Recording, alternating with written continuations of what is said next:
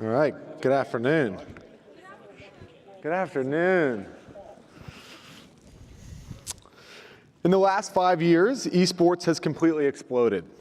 There are over 162 million esports enthusiasts that watch competitive gaming at least once a week. And in 2016, more people tuned in to watch the League of Legends World Finals than watch LeBron versus Curry in the NBA Championship. And esports isn't just for the love of the game. Over $96 million was awarded in prizes last year, including a massive $20 million payout for the Dota 2 International. At Oculus, we believe that VR is fundamentally changing esports. Soon, fans will be able to watch virtually from virtual stadiums or join in the action with immersive spectating. And anyone who's played Echo Arena or Onward knows that VR is the most exhilarating way to compete. Here to discuss the future of VR esports is our amazing panel. Let's give it up for them. And I'd love for each of you to take 1 minute and just introduce yourself. Sean? Hello, everybody.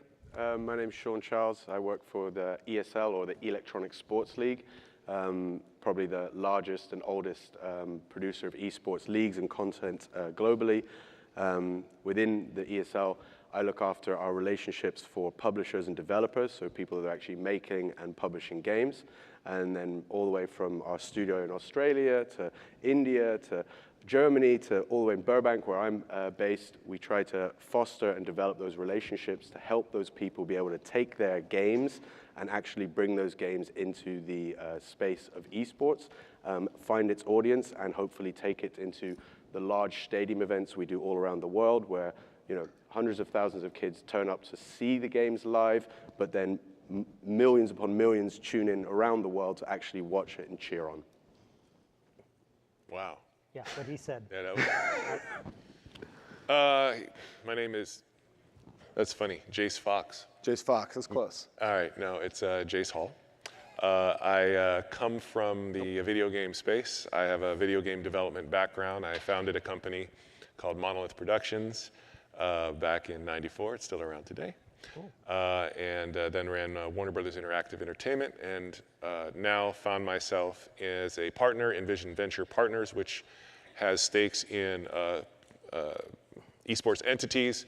One is Echo Fox, where we have a roster of nearly 50 players in different teams cutting across all the different games.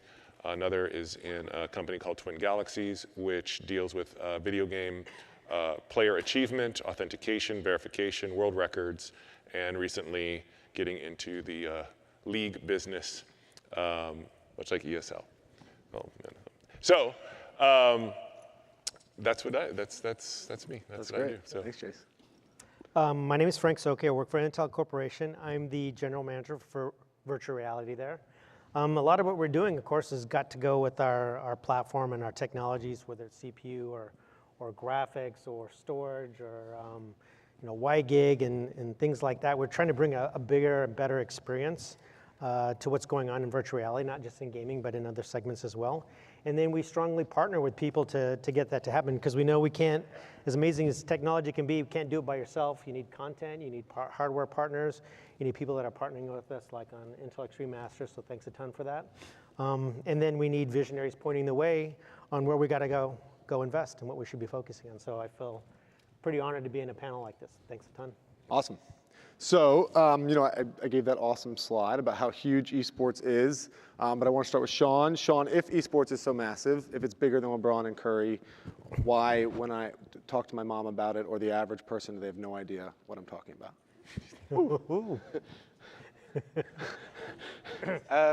So very simply put, esports is still incredibly young. It's come a long way in a short period of time.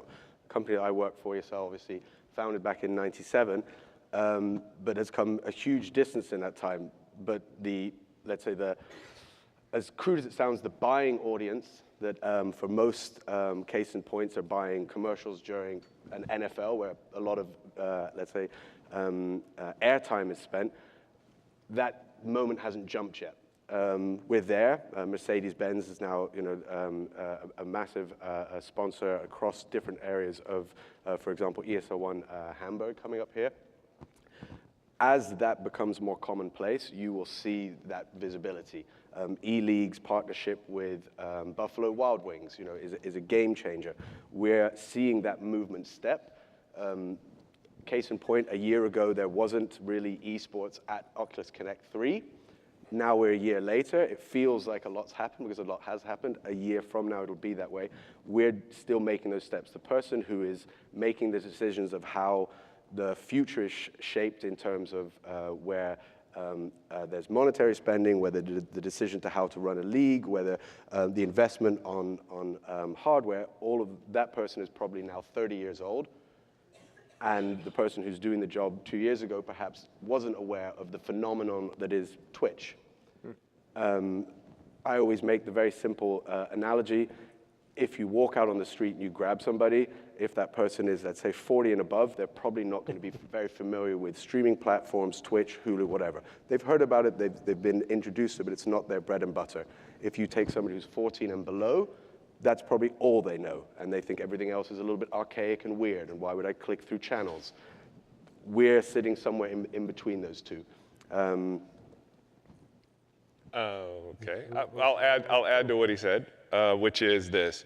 I think the main reason that, if I'm understanding the question correctly, right? Why do you, when you bring up esports, a lot of people not know about it, right? Well, we could use my mother as an example. Yeah, it's your mom. I could tell you, from one observation that was made is very simple, is basically the people who are watching esports are the people who are playing the game. And you see this, so the people who are watching League of Legends, they've all played League of Legends. Because if you've never played League of Legends at all and you try to watch a League of Legends broadcast, it can be very hard to determine what's taking place. So you have these sports sort of servicing their own communities. And we have to move these sports further beyond that so that you have people who want to watch the game but don't necessarily want to play it, which is how baseball and football and basketball, and this really needs to come from the game creators, the publishers have to prioritize the viewing experience for an audience a little higher than only the gameplay experience for the customer that they're trying to service, right? So, and they're getting there. They're starting to recognize that as non-endemic advertisers come in and want to get a wider and wider exposure base. But that's, for the most part, one of the big reasons why your mom might not necessarily know, because it's not made for her to watch, really. Yeah. But I would say to that, and I'm not disagreeing, but the reason that the World Cup works is because when I see somebody score a goal like David Beckham or Michael Jordan slam dunking, I realize that I can't do that. And that's why watching that is such a great moment. The reason Counter-Strike works well is because if anybody's played a first-person shooter, they understand what somebody just did there is something that I probably wouldn't be able to emulate with my skills of playing Counter-Strike.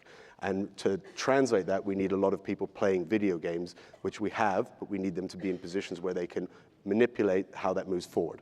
Yes, I think that certainly helps. But I'm just getting to like the most basic thing, which is I can see a guy or a gal kick a goal and go, oh, okay, I see they're trying to kick the ball around. Some of these games that you're watching, you don't even know, Yeah. Right? You know what I mean? Sure. And that kind of gets a little bit in the way. But what do you think, Frank? You know what? I think it's already mainstream.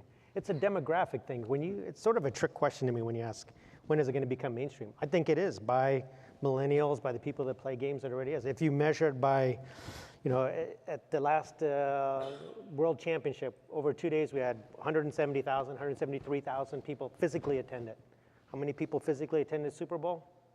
100? 100,000? I don't know, it sounds pretty mainstream. You had 46 million unique viewers watching the game. 46 million is a lot of people. You had over 50 million on social. I don't know, it feels mainstream. Not that your mom's not mainstream. She's probably mainstream in other types of. You're calling his mom not mainstream. All right.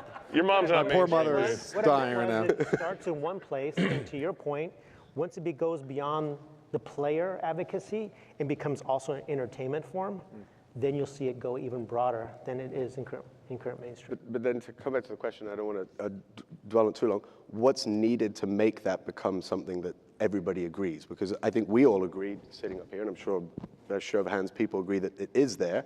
But that question is still, what needs to happen in order for that to be just, on the cover of Time magazine? I think it's learnings from things like movies in the entertainment industry. We were talking about that earlier. Absolutely agree with your point of view on that one. Make it entertaining beyond just playable. Yeah, there's basic competitive. rules of entertainment. You put something up on a screen, whatever it is, it needs to be entertaining to watch, right? It can be entertaining if you know what you're looking at, right? So then you can appreciate the nuance and stuff. But if the more and more you're able to put something on the screen that anyone can kind of look at and go, oh, I get why this is entertaining, I think the better off the whole category is going to be. Why is Rocket League entertaining? People get it. It's easy to understand. Right? So let's talk a little bit about entertaining. You know, we referenced already Michael Jordan, LeBron. I think in these mainstream sports, part of the entertainment is the athletes, right? I'm an esports fan. I don't think I could name a single professional player that I love to watch. I mean, Jace, what's holding that back? And I will go even one step further. And as we look at VR, how do we think that evolves that kind of athlete? That's interesting. So I have a very specific answer to this question. What's holding it back is the simple fact that we are just coming upon the time now where the stories are being told about the participants in this activity. You know, like our culture in general has an anxiety about the activity of playing video games. It's a subtle there, but it's ever present. And the video game industry makes a mistake by simply saying, well, everybody's playing and it makes a lot of money. So everybody uses it and it makes a lot of money. Therefore, we must be valid and society should approve of this activity. But you know, drugs and porn make a lot of money and a lot of people who do it, and it doesn't mean society approves of all that activity, right? So those are not the best measurements. Someone will come home and find a loved one playing, you know, Halo, 80 hours a week, and get concerned. Why? And they'll almost feel motivated to go out and tell them, go do something, go do something, right? But if they're sitting there looking at a chessboard, going to chess meets, no problem. In fact, you know, my loved one is smart, and I'm excited about that, and I'll brag about it. What's the difference? They're both playing games, right? The difference is we know the story of Bobby Fischer and Gary Kasparov and all that, and that's how we learn. In professional sports, we know the story of a Michael Jordan, of a LeBron James. We learn emotionally about the value of an activity through individual storytelling, through the individual players. But if I throw out to the audience, I say, well, who's your video game story that you got, that you can hold on to? Very few names will come up because those stories have not been told. So you have companies like ESL and ours, Twin Galaxies, and all the teams out there creating those stories, putting cameras on, putting a face on the activity, inspiring, helping everyone feel less total anxiety about the activity, because I'm gonna argue that being involved in esports or the video game culture in general leads to a lot of opportunities across the board. Just because they're playing games all the time, next thing you know, they're a visual effects designer at Lucasfilm or something like that, right? So I think that's what it is. The stories just haven't been told, and we're right in the moment to tell those stories. And VR is when you think about the huge opportunity that VR represents in your ability to experience from a spectator perspective, just using that, the game.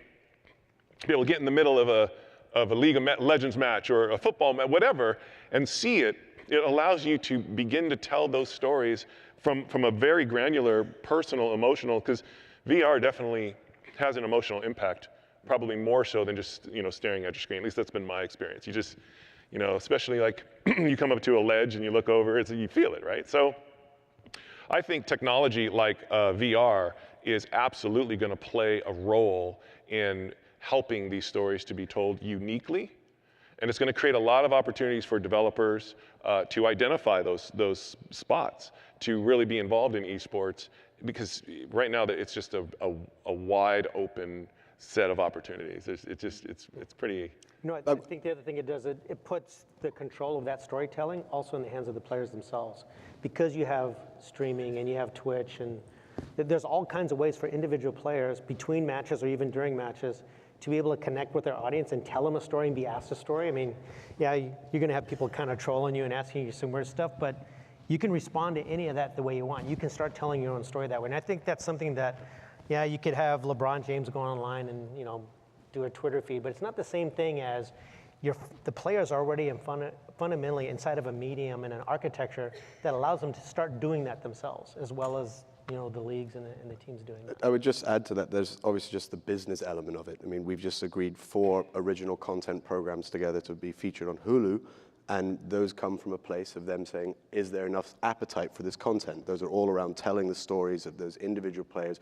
What are they doing? What are their personalities? And this is, a unique project of its kind, a unique deal, a unique amount of content's being created that isn't just stadiums full of people playing and a bit of backstage, hey, you won, you lost, were you happy, you sad? This is actually going into their homes. And as that content becomes more normal and commonplace, I think it'll naturally bring up more of those stars and give them more chance to show off their personalities, to your point, where somebody will then go, oh, I heard this person's story, their backstory, where did they come from? Those kind of pieces, those content pieces that, yes, we do make. We're very proud of that kind of stuff, and I think that's something which, even 3 years ago wasn't as commonplace. Now it's part and parcel to every esports production, and that'll grow and develop, which will give more airtime to those players and their personalities.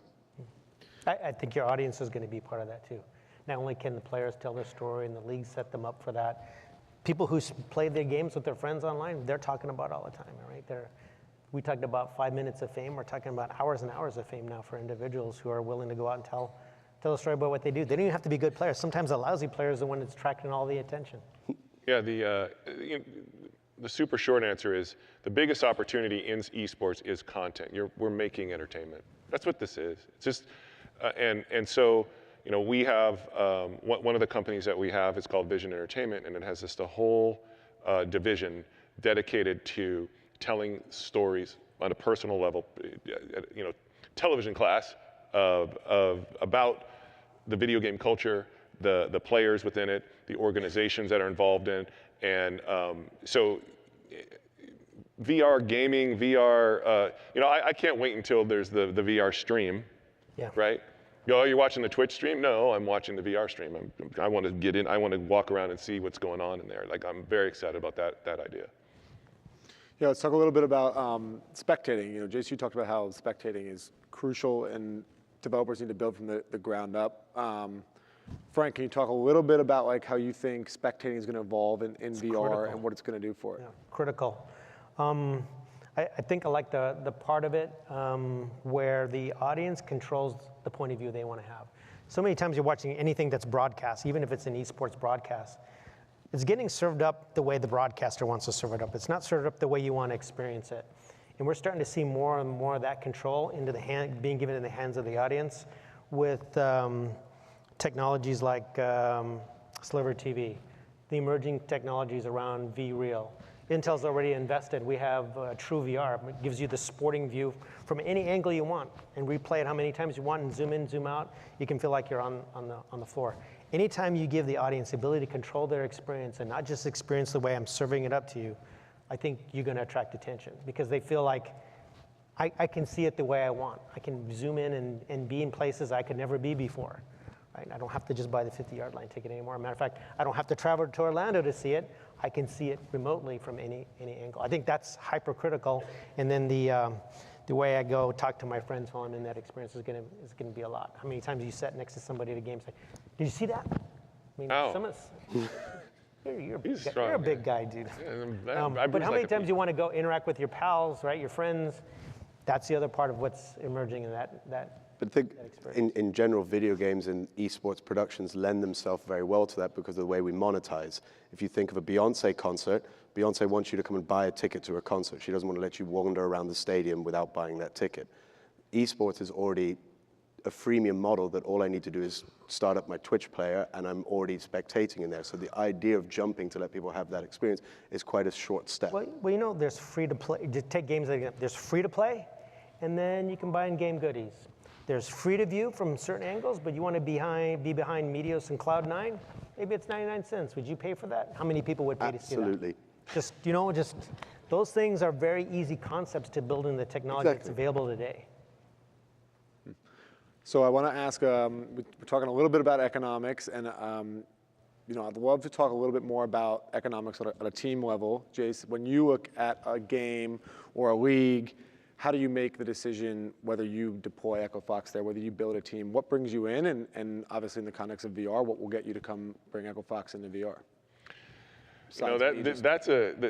That's a great question, because there are so many different ways to measure the opportunity of a particular esport category. And it is partially affected by the overall goal and vision that you have for your organization. Some organizations might be interested in building a lot of perception value by being involved in a lot of different things, because ultimately the goal is to try to sell the esport team to someone else, right? And get that. So that would inform, hey, we want to get into this, we want to get into that, right?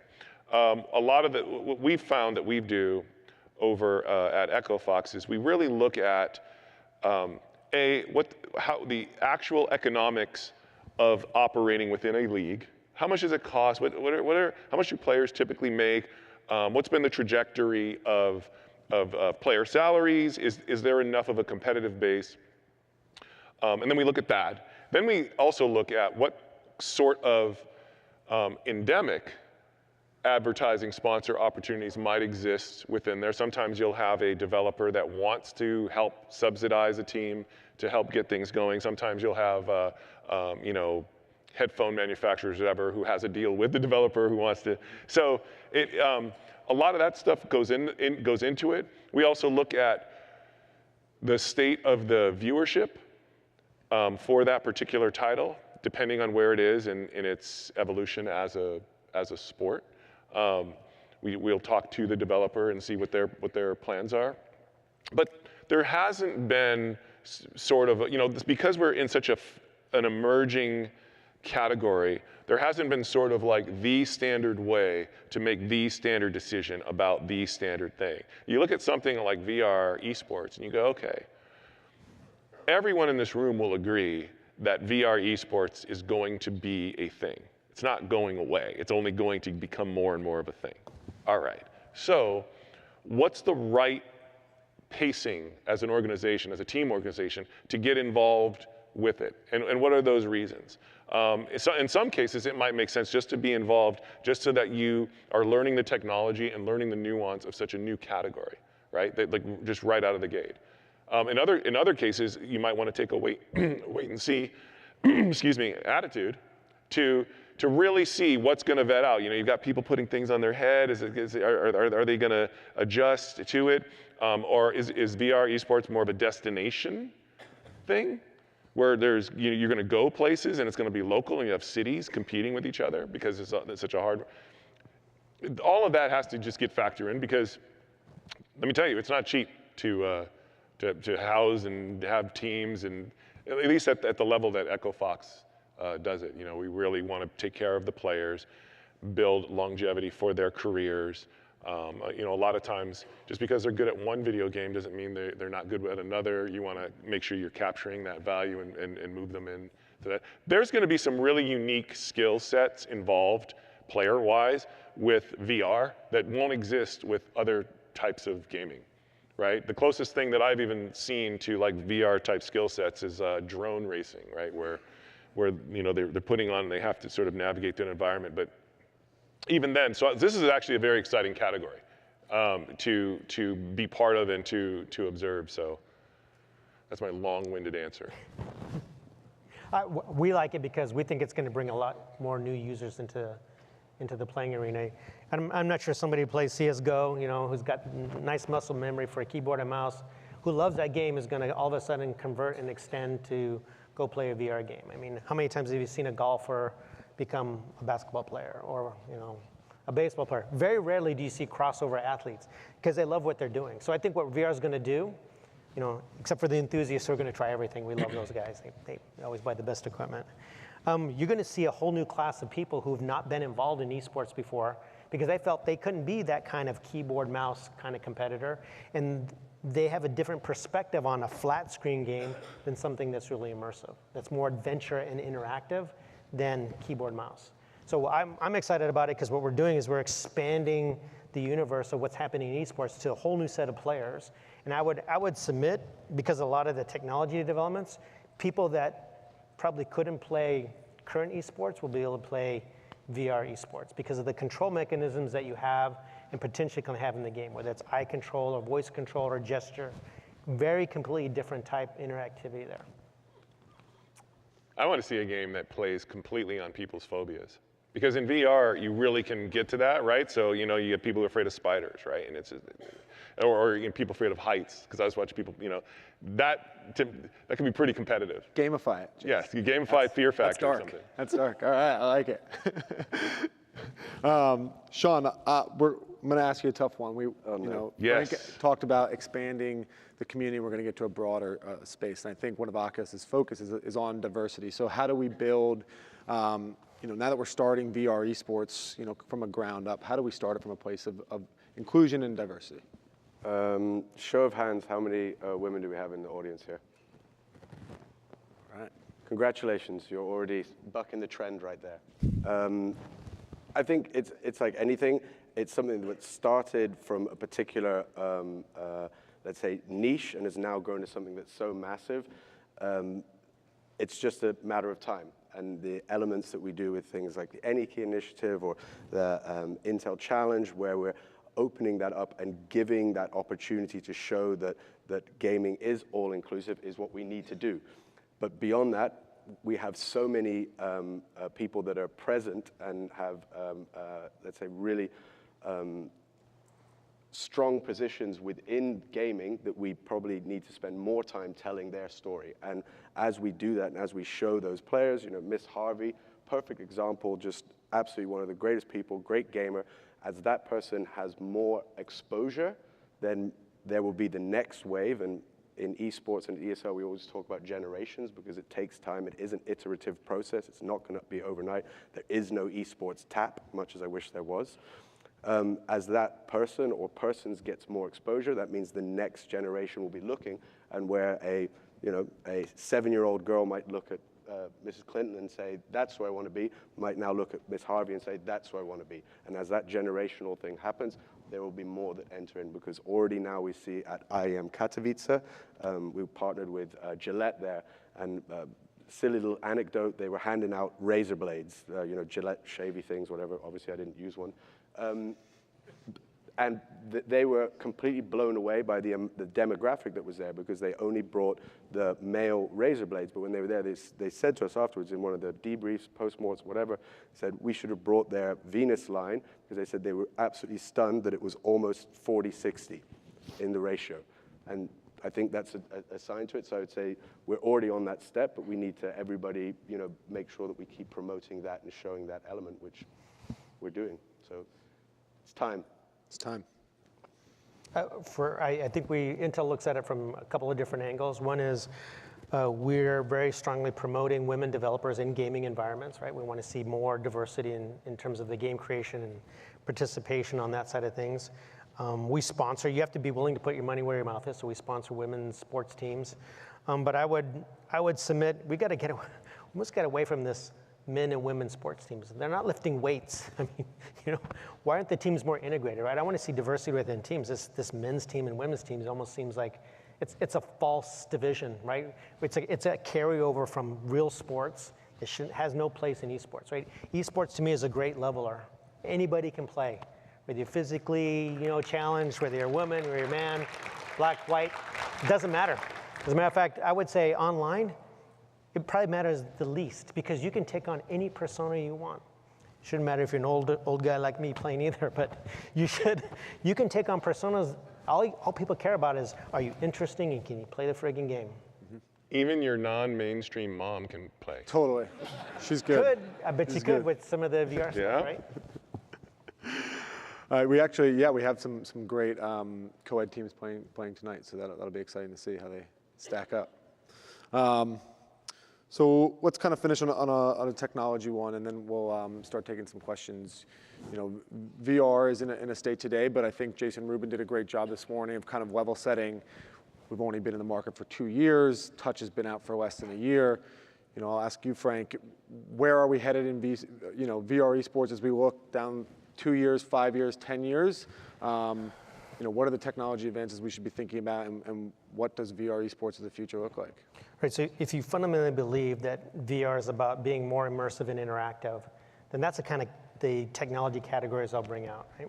So when you talk about immersive and interactive, almost the way we act as real human beings, there's a strong audio component to it.